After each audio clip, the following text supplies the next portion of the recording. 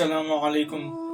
حضور صلی اللہ علیہ وسلم نے فرمایا، اللہ تعالیٰ اس بندے سے بہت خوش ہوتے ہیں جو ایک لقمہ کھائے اور اللہ کا شکر ادا کرے، اور ایک گھونٹ پانی پیے اور اللہ کا شکر ادا کرے، یعنی کثرت سے اللہ تعالیٰ کی حمد و ثنا کرتا ہے۔ کھانے کے ہر ایک لقمے اور پانی کے ہر گھونٹ پر الحمدللہ کہتا ہے۔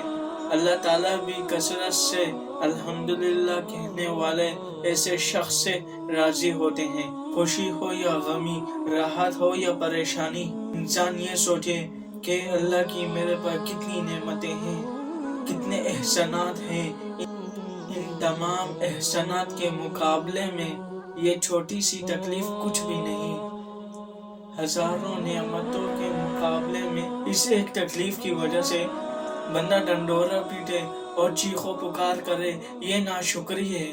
بلکہ اس تکلیف میں بھی بندہ اللہ تعالیٰ کے قریب ہوتا ہے، گناہ معاف ہوتے ہیں اور ثواب کا اجر بھی ملتا ہے۔